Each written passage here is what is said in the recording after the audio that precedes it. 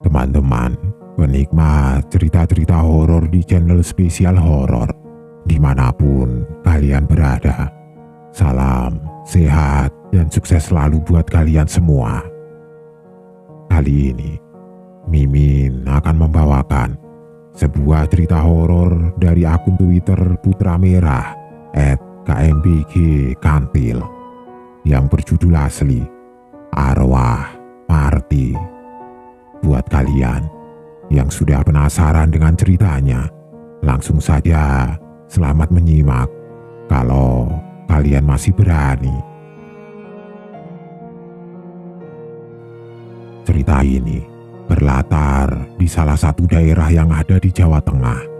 Peristiwa ini terjadi di rentang tahun 2000-an. Namaku Arif. Aku tinggal di salah satu desa di kaki gunung yang ada di Jawa Tengah. Desa tempat tinggalku terbilang sangat asri, tentram, dan nyaman.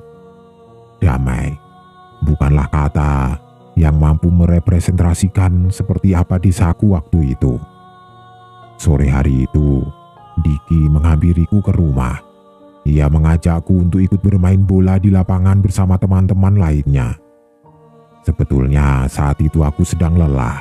Terlebih, aku baru pulang mengikuti ekskul pramuka di SMP-ku. Tapi apa daya, karena Diki adalah sahabatku, aku mengiyakan ajakannya. Khawatir ia akan marah. Tiba di lapangan, kami langsung bermain bola tanpa alas kaki alias nyeker. Tiang gawang pun kami buat ala kadarnya dengan potongan batang pohon. Seperti biasa, tidak ada peraturan layaknya sepak bola profesional pada umumnya. Yang ada hanya aturan outball saja. Saat sedang asik bermain, ada sebuah teriakan memanggil nama temanku. Diki, Diki, ibumu mau melahirkan, kata Lek Pardi, paman Diki. Diki yang mendengar kabar itu kemudian berpamitan untuk pulang. Aku ikut pulang untuk menemani Diki. Sementara yang lainnya melanjutkan bermain bolanya. Diki tampak sedikit panik. Ia mempercepat laju kakinya menyegerakan diri agar bisa sampai di rumah. Tiba di rumah, terlihat sudah banyak ibu-ibu tetangga yang sudah berkumpul di rumah Diki, termasuk ibuku. Terdengar suara teriakan Mbak Marty begitu aku memanggil ibunya Diki yang tengah mengejan dari dalam sentong atau kamarnya. Tidak lama berselang, suara tangisan bayi terdengar dari luar rumah. Alhamdulillah, laki-laki lagi, kata Mbah Painem, seorang dukun beranak di desaku. Alhamdulillah, ibu-ibu tetangga ikut mengucap syukur. Diki yang sedari tadi di luar bersamaku kemudian masuk ke dalam setelah ibuku memanggilnya. Maksudnya, Diki diminta untuk mengazani adik yang baru dilahirkan oleh ibunya. Kebetulan, bapaknya Diki masih menarik ojek dan tengah disusul oleh Lek Pardi. Mbah Painem tiba-tiba meminta tolong agar Mbak Marty segera dibawa rumah sakit. Rupanya, Mbak Marty mengalami pendarahan. Ibuku bergegas keluar dari rumah Diki kemudian memintaku untuk menemui bapak agar segera membawa mobil untuk mengantarkan Mbak Marty. Aku pun lari secepat kilat menuju ke rumah. Aku langsung memberitahu bapak agar bapak langsung menemui ibu di rumah Diki sambil membawa mobil. Gawat pak, Mbak Marty pendarahan. Ibu minta bapak bawa mobil sekarang buat mengantarkan Mbak Marty ke rumah sakit, kataku. Bapak kaget bukan kepalang. Ia lantas masuk ke kamar mengganti baju dan mengeluarkan mobil dari garasi. Sementara aku kembali ke rumah Diki dengan cara berlari, karena pastinya aku akan lebih cepat sampai ketimbang bapak. Tidak lama, mobil tiba di depan rumah Mbak Marty. Bapak kemudian masuk ke dalam rumah menemui ibu. Sejurus kemudian, tanpa banyak bicara, bapak masuk ke kamar Mbak Marty dan langsung membopongnya menuju ke mobil. Darahnya terus mengucur meski sudah dibalut beberapa kain jarik. Diki mengikuti dari belakang disusul ibuku yang ikut membawa bayi Mbak Marti untuk ikut juga mendapat perawatan di rumah sakit. Sementara aku diminta oleh ibuku menjaga adikku yang masih kelas 2 SD di rumah. Bapak langsung tancap gas menuju ke rumah sakit karena muka Mbak Marti sudah memucat. Khawatir terjadi apa-apa jika tidak segera sampai ke rumah sakit. Tidak berselang lama, bapaknya Diki pulang ke rumah. Raut mukanya terlihat cukup khawatir. Ia kemudian menanyakan kondisi istrinya ke ibu-ibu yang masih berkumpul. Dijawablah oleh ibu-ibu itu jika istrinya mengalami pendarahan dan dilarikan ke rumah sakit oleh keluargaku. Uang dari mana ya Tuhan? Tiba-tiba Mas Terimo, suami Mbak Marti, mengatakan itu dan menyalakan motornya lagi untuk menyusul ke rumah sakit. Aku yang mendengar keluhan itu langsung pulang ke rumah. Tiba di rumah, aku menelpon bapak. Aku meminta tolong agar bapak membiayai biaya rumah sakit Mbak Marti dengan menjelaskan beberapa alasan. Bapak pun menyetujuinya. Persetujuan bapak yang tidak menimbang-nimbang lagi tentu sangat beralasan. Apalagi Mbak Marti sebelumnya pernah dekat sekali dengan keluargaku. Ia sempat bekerja sebagai asisten rumah tangga di keluargaku dan pernah mengurusku saat aku masih kecil. Inilah yang membuat hubunganku dengan Diki semakin dekat. Teman, tapi seperti keluarga kandung sendiri.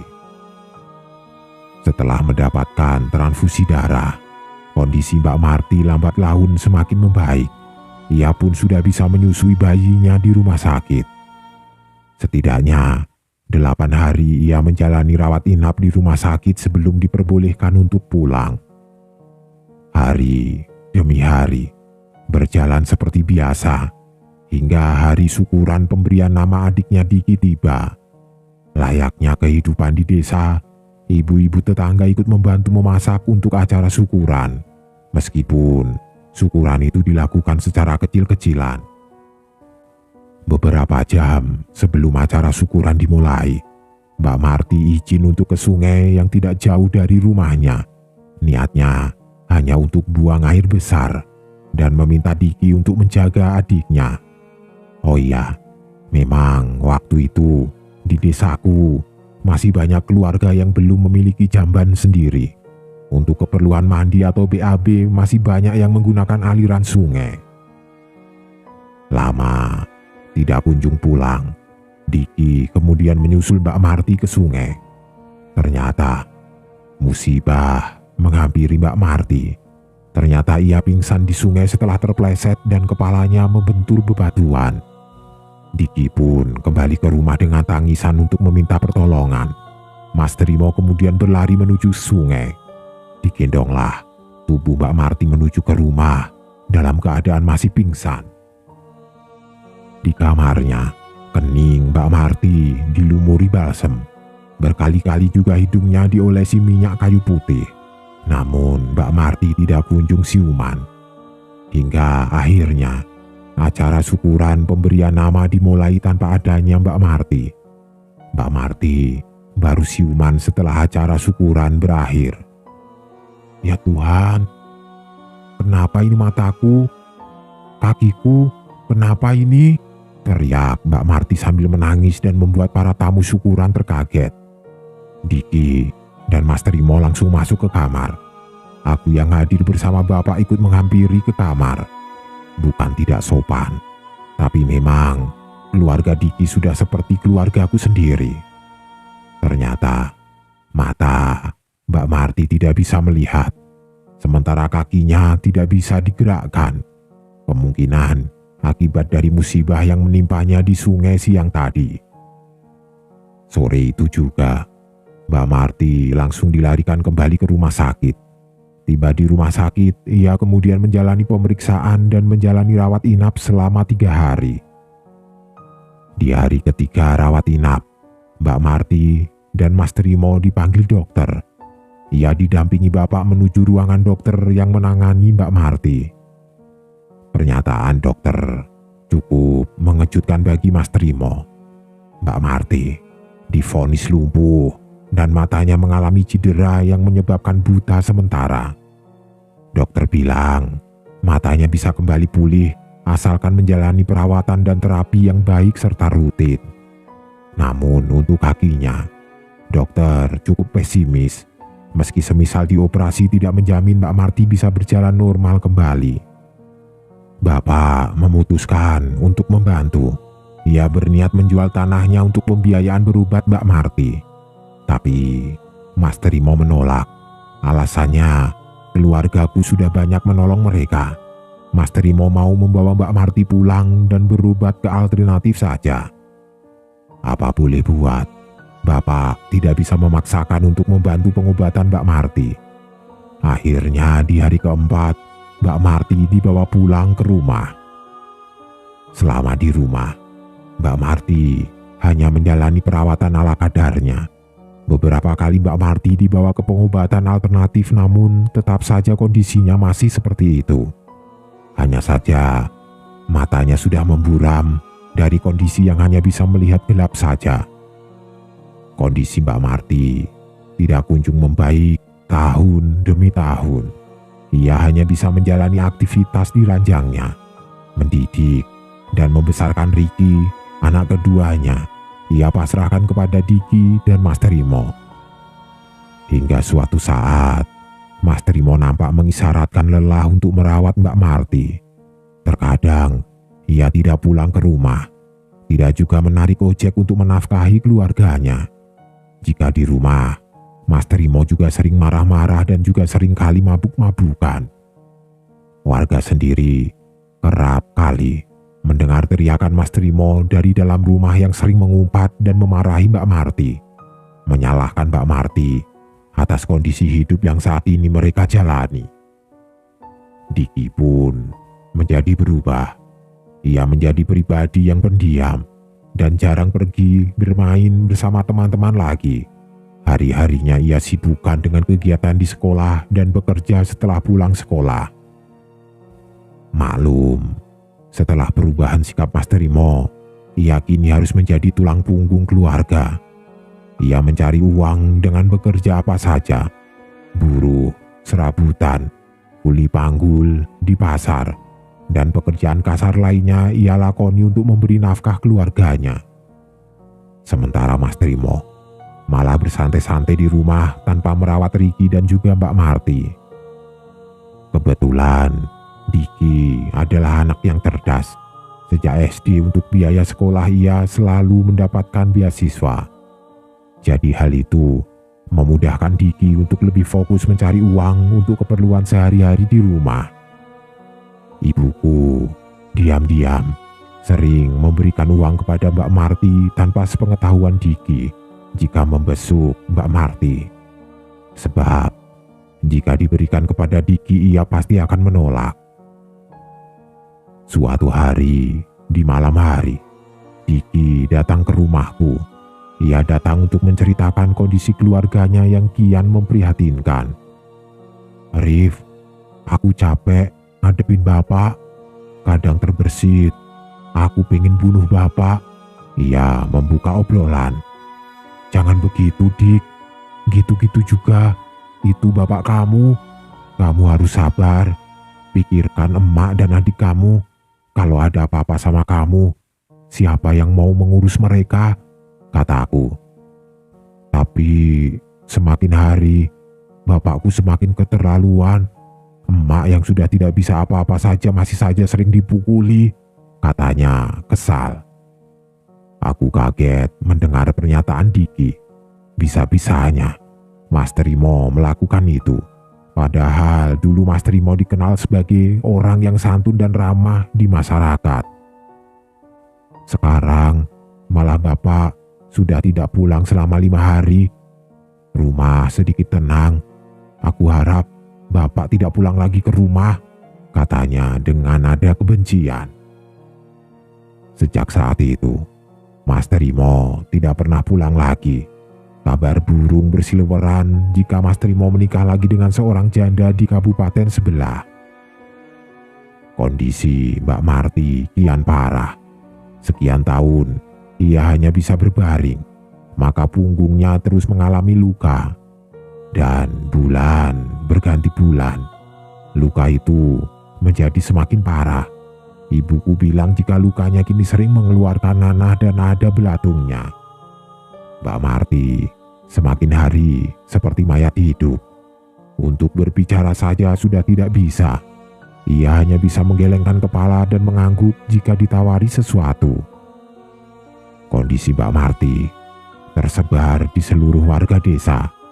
Ibuku yang kala itu cukup disegani di desa kemudian berinisiatif menggalang dana untuk keperluan pengobatan Mbak Marti. Hal ini dilakukan agar Diki mau menerima uang hasil dari penggalangan dana. Saat dana terkumpul, ibuku meminta Diki agar membawa Mbak Marti berobat ke rumah sakit. Namun, Mbak Marti menolak.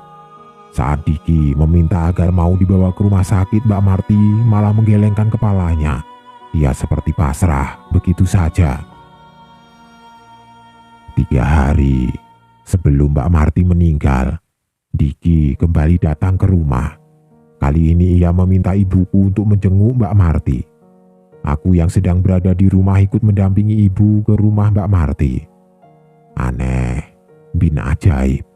Setelah beberapa lama mulutnya membisu, Mbak Marti mengucapkan kata-kata perpisahan kepada ibu dan juga aku. Ia pamit dan merasa ajalnya sudah dekat. Bu Tono, terima kasih. Saya banyak kesalahan kepada ibu sekeluarga.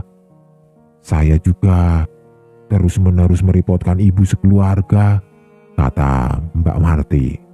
Ibuku hanya menangis sambil mengangguk-anggukkan kepalanya. Suasana itu membuat kami lupa akan terciumnya bau busuk yang cukup menyengat di dalam kamar Mbak Marti. Saya pamit ya Bu. Saya minta keluasan samudra maaf dari ibu. Titip anak-anak ya Bu, kata dia. Air mata ibuku membanjiri pipi. Aku pun langsung memeluk Diki yang sedari tadi memegang telapak kaki Mbak Marti. Diki pun menangis terseduh-seduh. Mbak Marti justru tersenyum dengan matanya menatap langit-langit rumah. Tiba di hari duka itu, Mbak Marti berpulang. Ia menghadap Sang Pencipta menjelang subuh. Warga pun berbondong-bondong ke rumah Mbak Marti. Diki terlihat menggendong adiknya yang masih berumur 5 tahun sambil terus menangis. Aku menenangkan Diki. Warga kemudian bergotong royong membangun tenda dan mempersiapkan sejumlah peralatan untuk memandikan jenazah. Ada juga yang berangkat ke tempat pemakaman untuk menggali kubur. Jam menunjukkan pukul 7 pagi. Jenazah kala itu akan dimandikan. Karena bau busuk yang menyengat, tidak ada satupun warga yang mau masuk ke dalam rumah Mbak Marti, termasuk keluarga dari Mbak Marti sendiri. Ya Tuhan, segitunya, kataku dalam hati. Ibuku dan istri Pak Ustadz yang melihat itu kemudian langsung mengawali langkah. Keduanya langsung masuk ke dalam kamar Mbak Marti. Ibuku kemudian memanggil Diki.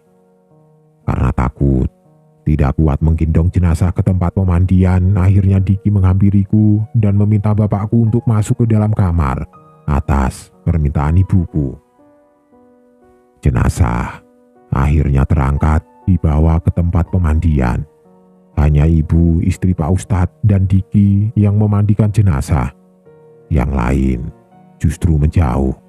Ada juga warga yang terdengar seperti muntah karena bau busuk yang menyengat itu.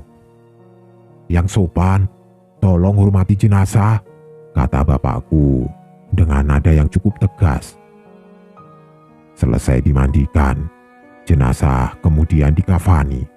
Kali ini pengkafanan jenazah dibantu oleh Pak Ustadz. Selesai dikafani, rencana jenazah akan disolatkan di musola yang jaraknya tidak jauh dari rumah duka. Namun, ada satu warga yang meminta agar jenazah disolatkan di rumah saja. Lebih baik jenazah disolatkan di rumah saja Pak Ustadz. Khawatir nanti saat sholat wajib tidak ada jamaah yang mau ke musola, kata salah satu warga. Mendengar jawaban itu, bapakku seketika naik darah. Terjadilah keributan kecil waktu itu. Diki yang mendengarnya akhirnya menyetujui agar ibunya disolatkan di rumah saja. "Sudah Pak, biar ibu disolatkan di rumah saja. Takut nanti musola bau karena jenazah ibu," ucap Diki sedikit menyindir. Sholat jenazah pun diikuti hanya beberapa orang saja. Keluarga Mbak Marti pun bisa dihitung jari yang ikut menyolatkan jenazah. Hal itu membuat Diki semakin bersedih dan terus-menerus menangis. "Rif, dosa apa emak ya? Sampai segininya warga kepada emak. Padahal emak orangnya pendiam," kata Diki mengadu sambil terus menangis. Aku hanya bisa menenangkan dan menyarankan agar Diki tidak memikirkan hal itu. Sekira pukul 10 pagi, jenazah akhirnya diberangkatkan ke makam. Lagi-lagi, warga tidak juga ada yang berkeinginan untuk memikul keranda. Yang bersedia hanya Pak Ustadz dan bapakku. Aku dan Diki sebetulnya sangat ingin menjadi pemikul keranda. Tapi jika dibandingkan Bapak dan Pak Ustadz, postur tubuh kami berdua tidak sebanding. "Astagfirullah, kalian semua mau mendapatkan dosa, tidak mau memperlakukan jenazah dengan baik. Jenazah meninggal, insya Allah husnul khotimah. Beliau sakit," ucap Pak Ustadz. Tanpa berpikir panjang, bapakku mengambil mobil bak terbuka di rumah yang biasanya digunakan untuk mengangkut sayuran. Keranda akhirnya dibawa dengan mobil menuju ke pemakaman. Sementara warga lain mengikuti dari belakang. Ada yang menggunakan sepeda motor, ada juga yang berjalan kaki. Mereka seperti tersihir untuk bergerak mengantarkan jenazah setelah Pak Ustadz menegur mereka. Tiba di pemakaman, keranda akhirnya diturunkan dari bak mobil. Digotonglah keranda mendekati liang lahat. Pak Ustadz dan Bapak membuka penutup keranda. Saat terbuka, sejumlah pelayat yang ikut ke pemakaman seketika memundurkan langkah sambil menutupi hidung. Diki turun ke liang lahat. Beruntung Lik Parti akhirnya datang setelah ditugaskan untuk mencari Mas Trimo dengan pesan mengabarkan jika Mbak Marti sudah meninggal. Lik Parti lalu akhirnya menyusul Diki ke liang lahat. Dirasa akan kesulitan di bawah untuk menangkap jenazah. Pak Pras, sahabat Bapak, kemudian ikut turun. Pak Ustadz dan Bapak mengangkat jenazah dari keranda dan menurunkan ke liang lahat. Setelah terpegangi oleh 3 orang, digeletakkan jenazah menyatu dengan tanah. Diki berkaca-kaca. Akhirnya Diki diminta Pak Ustadz naik ke atas. Khawatir air matanya menetes ke bumi dengan cara tidak sengaja. Bapak menggantikan Diki. Pak Pras juga naik ke atas digantikan Pak Ustadz. Dibukalah tali kafan satu persatu oleh Pak Ustadz. Ditempatkanlah bola-bola tanah untuk mengganjal jenazah. Lalu Pak Ustadz mengumandangkan iqomat. Selesai di situ, jenazah ditutupi potongan-potongan bambu dengan posisi miring. Ditutuplah liang lahat dengan menggunakan tanah. Setelah didoakan, seluruh warga pulang. Tersisa tinggal Diki seorang. Aku menunggu di luar pemakaman, memberikan waktu kepada Diki untuk mendoakan ibunya. Setelah selesai, kami akhirnya pulang. Ba'da Isya, acara tahlilan dimulai. Sayang, yang datang hanya bisa dihitung dengan jari, namun tahlilan tetap dilaksanakan. Pukul 9 malam, acara tahlilan selesai. Semuanya pulang ke rumah masing-masing. Namun mulai malam itu, situasi di desa menjadi mencekam. Hal ini dikarenakan ada isu bahwa ada salah satu warga melihat pocong di deretan pohon bambu di dekat makam tempat di mana Mbak Marti dikuburkan. Isu itu cepat menyebar ke seluruh desa. Warga desa menganggap jika pocong itu adalah Mbak Marti. Kami sekeluarga menanggapi kemunculan pocong itu belum tentu juga benar adanya. Maka kami selalu menganggap kabar itu sebagai adanya upaya oknum warga untuk menakut-nakuti warga lainnya. Setelah seminggu, setelah 7 hari tahlilan meninggalnya Mbak Marti, kondisi desa justru semakin sepi. Warga desa takut untuk keluar rumah. Hal ini diperparah dengan pengakuan sejumlah warga. Jika setiap maghrib tiba, mereka selalu melihat pocong itu menampakkan diri di deretan pohon bambu. Akibat isu itu, orang tua di desaku waktu itu melarang anak-anaknya mengaji selepas maghrib. Desa yang sebelumnya aman, tentram, dan damai, tiba-tiba saja berubah menjadi mencekam. Isu adanya pocong Mbak Marti semakin santer tersebar, bahkan hingga di seluruh desa yang ada di kecamatan. Desa kami kala itu menjadi terkenal. Warga desa lain juga tidak memberanikan diri jika melewati jalan raya di desa kami jika sudah memasuki waktu maghrib. Serasa desa kami menjadi seperti terisolasi waktu itu.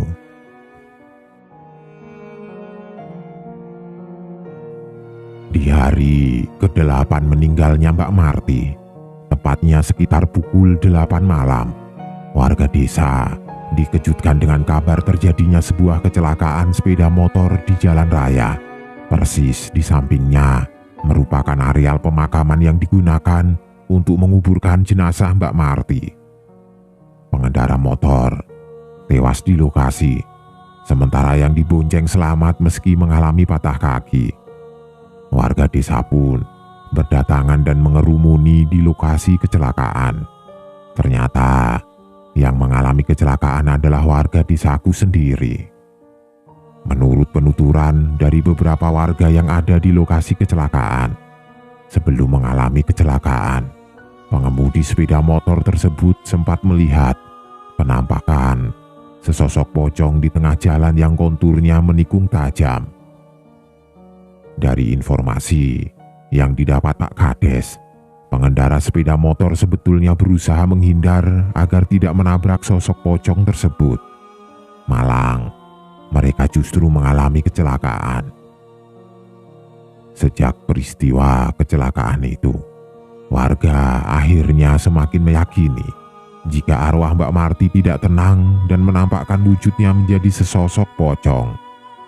Arwah Mbak Marti seolah-olah seperti ingin membalas dendam karena banyak warga yang tidak peduli terhadap kematiannya waktu itu.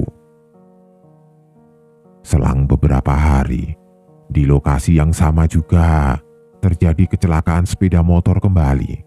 Pengendara sepeda motor hanya mengalami luka ringan saja. Dari pengakuannya, ia sempat melihat sesosok pocong berdiri di deretan pohon bambu di jalan masuk mengarah kuburan. Dengan kejadian itu, Pak Kades akhirnya memutuskan untuk mengadakan ruatan desa sebelum banyak korban berjatuhan saat melintasi jalan tersebut. Ruatan desa dilaksanakan tepat di hari ke-20 kematian Mbak Marti. Ruatan desa dilaksanakan di lokasi jalan tersebut.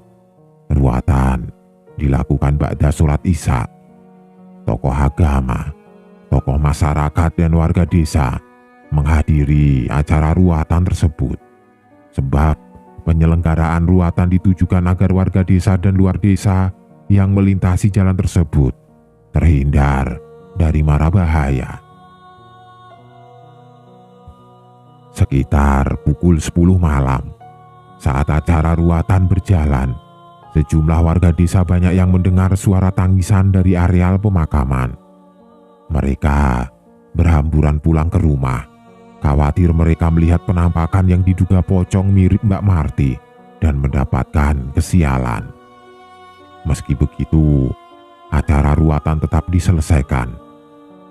Namun, bukannya malah mereda. Teror pocong mirip Mbak Marti semakin menjadi-jadi. Setelah pemerintah desa melakukan acara ruatan, warga desa justru semakin banyak mendapatkan gangguan. Hampir setiap malam, sosok itu mendatangi rumah warga satu persatu. Pocong mirip Mbak Marti selalu mengetuk pintu rumah warga. Warga yang bukan satu RT dengan Mbak Marti pun mendapatkan imbasnya. Gegerlah warga desa saat itu. Terlebih, ada satu orang warga bernama Pak Sukirman yang mengaku rumahnya diketuk pocong mirip Mbak Marti dan diminta ikut ke kuburan. Saking takutnya, Pak Sukirman akhirnya mengikuti permintaan pocong itu. Di kuburan, Pak Sukirman diminta untuk meminta maaf karena yang bersangkutan saat pemakaman Mbak Marti tidak ikut hadir. Warga pun memberikan penuturan. Tanda jika arwah Mbak Marti akan datang adalah terciumnya aroma busuk. Aroma busuk itu hampir mirip dengan aroma tubuh Mbak Marti saat meninggal. Diki yang semakin resah atas kabar itu akhirnya berkunjung ke rumahku bersama adiknya. Ia menceritakan sakit hatinya yang ia rasakan kepada bapak dan ibuku karena almarhumah emaknya menjadi perbincangan warga desa. "Diki, sakit hati Pak De. Emak mana mungkin seperti itu. Emak itu orang baik-baik. Mana mungkin emak jadi hantu," kata Diki mengadu kepada bapakku. Bapak akhirnya menenangkan Diki. Diki dan Riki pun diminta sementara untuk tidur di rumah waktu itu agar lebih tenang. Tapi tidak disangka, sejak Diki dan Riki tinggal di rumah, aura rumahku menjadi sedikit berbeda. Setiap malam, jendela kamarku sering diketuk-ketuk. Kebetulan, aku memang tidur sekamar dengan Diki dan Riki. Setidaknya, 3 hari jendela kamarku selalu diketuk-ketuk setiap malam tanpa sepengetahuan Diki dan Riki. Di malam hari keempat, jendela kamarku diketuk lagi. Kebetulan saat itu aku masih terjaga dan mendengar suara ketukan itu. Tapi ternyata malam itu Diki mendengar juga suara ketukan jendela itu. Diki akhirnya terbangun dari posisi tidurnya. Ia memandangiku, lalu berjalan untuk mendekatkan telinganya ke arah jendela. Tidak lama kemudian, Diki menangis sejadi-jadinya. "Emak, emak, Diki kangen emak." Aku sendiri tidak mengerti mengapa Diki tiba-tiba seperti itu. Diki sepertinya mendengar jika Mbak Marti memanggilnya dari luar jendela. Tangisan Diki membuat Riki terbangun. Melihat kakaknya seperti itu, Riki justru mendekatiku. Dia meminta untuk dipeluk. Akhirnya, aku keluar kamar dan membangunkan ibu dan bapakku. Aku memberitahukan jika Diki tengah menangis di dekat jendela sembari memanggil nama Mbak Marti. Ibu dan bapakku kemudian mengajakku ke kamar untuk melihat Diki. "Astagfirullah," ucap bapakku terkaget. Ternyata bapak tengah melihat Diki memeluk arwah Mbak Marti di kamarku sambil terus menangis. Aku, Riki, dan ibu justru tidak melihat apa-apa, kecuali Diki yang posisinya terlihat seperti memeluk. "Mbak Marti, ada apa?" kata bapak seperti mengajak ngobrol makhluk tidak kasat mata itu. "Iya, sama-sama. Sekarang kamu pulang ya," kata bapak lagi. Ternyata arwah Mbak Marti mengucapkan rasa terima kasihnya kepada bapakku. Setelah dirasa arwah Mbak Marti itu menghilang, bapak akhirnya mendekati Diki yang masih terus menangis sambil menenangkannya. "Emak, Pak De, emak," ucap Diki. "Sudah, emak kamu mungkin kangen sama kamu dan Riki. Doakan saja emakmu, Dik," kata bapak. Keesokan harinya, aku diajak bapak menemui Pak Pras, sahabat bapak yang ikut memakamkan jenazah Mbak Marti. Di rumah Pak Pras, bapak menceritakan kejadian semalam yang dialami oleh Diki. Rupanya Pak Pras juga mengalaminya. Malahan, ia didatangi arwah Mbak Marti setelah mengikuti acara tahlilan hari pertama. Aku juga didatangi pas hari pertama Mbak Marti meninggal. Mbak Marti itu cuma ngucapin terima kasih karena aku sudah mau ikut menguburkannya, Ton, ucap Pak Pras kepada bapakku. Pak Pras menceritakan jika setelah menguburkan jenazah Mbak Marti, ia sempat mencium aroma busuk di perjalanan pulang. Ia sampai mencium-cium di bagian baju dan celana, tapi tidak ada. Tiba di rumah, Pak Pras kemudian mandi dengan maksud agar bau busuk itu bisa hilang. Namun, seusai mandi, bau busuk itu masih tercium di hidungnya. Istrinya Pak Pras juga mencium juga. Bau busuk itu diketahui setelah Pak Pras akan makan dan ternyata bau busuk itu menempel di kuku jari tangan kanannya. Anehnya, sudah berkali-kali ia cuci dengan sabun, bau busuk itu tidak juga hilang. Hingga sampai akhirnya Mbak Marti mendatanginya. Bau busuk itu tiba-tiba menghilang begitu saja tanpa harus dicuci. Namun, ia memastikan jika Mbak Marti hadir bukan menampakkan diri dengan berbentuk sesosok pocong. Ya memang tidak berbentuk pocong. Sudahlah, mendingan kita ke Pak Kaum. Kita tanyakan apa kira-kira yang bisa dilakukan agar arwah Mbak Marti kembali tenang, kata bapak. Akhirnya, aku, bapak, dan Pak Tono bersilaturahmi ke rumah Pak Kaum, sebutan ustadz di desaku yang sering mengurus jenazah. Di sana, bapak menceritakan segala sesuatunya kepada Pak Kaum. Ternyata Pak Kaum pun mengalami hal serupa seperti yang dialami oleh bapak dan Pak Pras. Saya tanya kepada makhluk itu kenapa menghantui warga sekitar. Jawabannya karena sakit hati, karena warga tidak memperlakukan jenazahnya dengan baik, kata Pak Kaum. Pak Kaum pun membeberkan perihal aduan warga yang kerap diganggu pocong mirip Mbak Marti.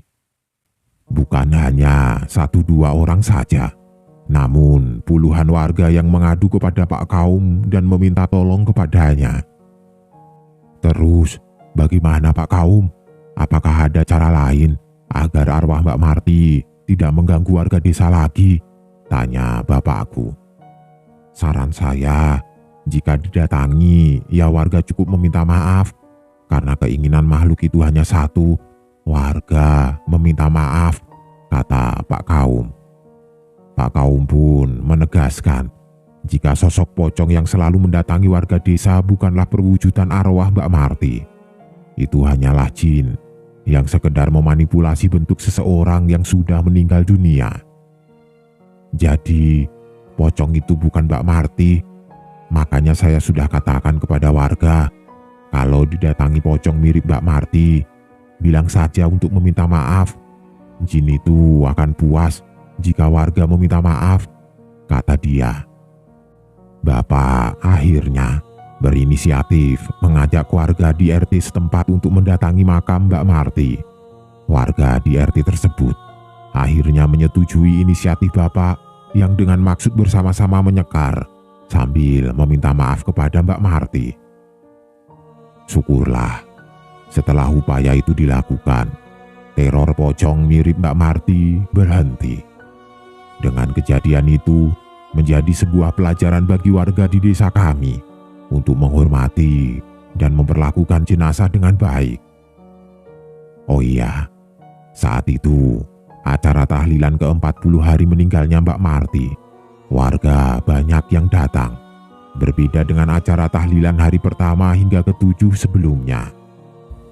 Meski arwah Mbak Marti sudah tidak lagi meneror warga, namun kemunculan pocong di jalan raya yang sering dijadikan lokasi banyaknya kecelakaan masih terjadi hingga saat ini.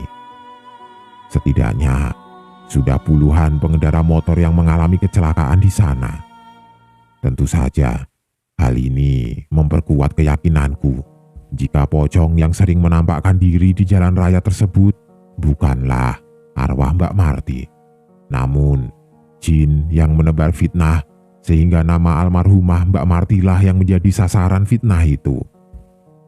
Hingga saat ini pula, Pengendara kendaraan sepeda motor yang melintasi jalan raya itu masih sering membuang uang logam atau sebatang rokok. Mitosnya, jika hal itu dilakukan, maka si pengendara kendaraan bermotor akan terhindar kecelakaan jika melintasi jalan itu. Lalu, bagaimana kabar Diki dan Riki saat ini? Tentu saja, Diki saat ini sudah menjadi orang yang cukup sukses. Ia sempat bekerja di luar negeri untuk membiayai adiknya sekolah hingga jenjang perguruan tinggi dan untuk membuka peluang usaha. Usahanya berjalan lancar dan sebentar lagi dia akan menikah. Sementara Mas Trimo, ayah Diki, keberadaannya tidak diketahui hingga saat ini. Diki dan Riki pun selalu menganggap jika mereka merupakan anak yatim piatu sejak kematian Mbak Marti.